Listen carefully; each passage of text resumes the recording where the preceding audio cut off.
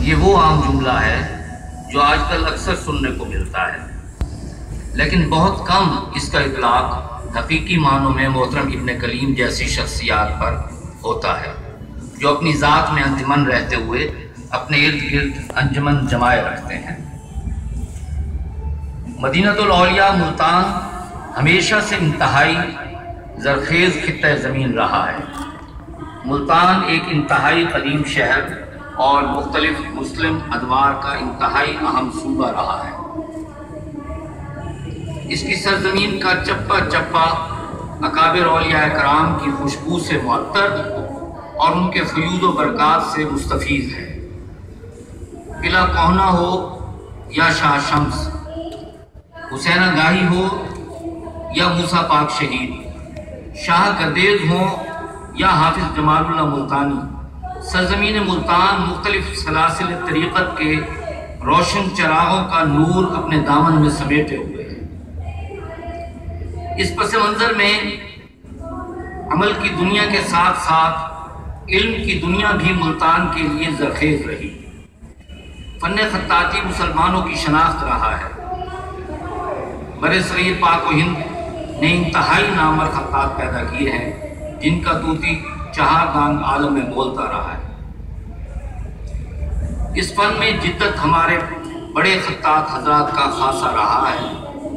حرمین سمیت دنیا بھر مسلمانوں کے انتہائی متبرک مقامات، مزارات، مساجد اور تاریخی عمارتیں اس عظیم فن کے عظیم الشان فنکاروں کے رفیع الشان فنکاروں کا آج بھی منہ بولتا ثبوت ہے۔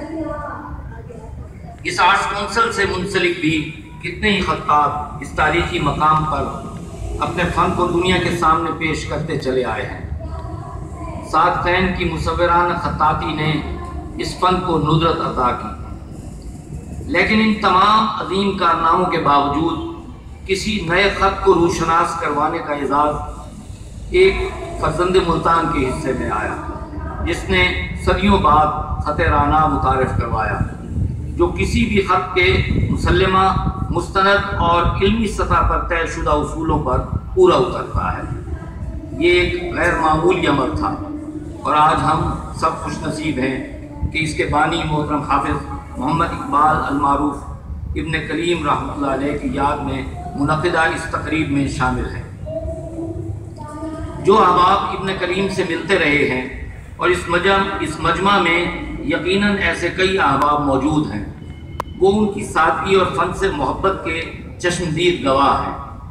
اس آرٹس کونسل کو بھی ان کے فنکاروں کی نمائش کا شرف اور انہیں ایوارڈ دینے کا اعزاز بھی حاصل رہا ہے، جو حقیقی معنوں میں اس تاریخی ادارے کی اس فن کے لیے بڑی خدمت رہی ہے۔ سلاسل سے قدیمی تعلق رکھنے والے ابن کلیم نے انتہائی محنت سے وظائف کلیمی بھی مرتب کی، جو ہزاروں گھروں میں موجود ہے۔ ابن کلیم کی ایک اور بڑی خدمت اپنی اولاد کو اس نسبتاً ڈوبتے ہوئے فن کی طرف راغب کرنا اور انہیں اس میں مہارت حاصل کرنے کی مسلسل ترغیب دینا ہے۔ آج کراچی اور ملتان میں ان کے صاحبزادے اپنے اپنے انداز میں ان کے مشن کو آگے بڑھانے میں اپنا مقدور بھر حصہ ڈال رہے ہیں۔ ابن کلیم نے تمام عمر محنت سے رزق حلال کمایا اور کبھی کسی کو زحمت نہ دی۔ ان کے دنیا سے رخصت ہونے میں بھی ان کی اسی خاصیت کا عکس ملتا ہے کہ انہوں نے کسی کو کوئی تکلیف نہ دی۔ انتقال سے چند دن پہلے اسلام آباد میں منعقدہ فن خطاطی کے پہلے بڑے حکومتی پروگرام میں وہ سادگی اور رعنائی کا پیکر بنے محفل کی جان تھے۔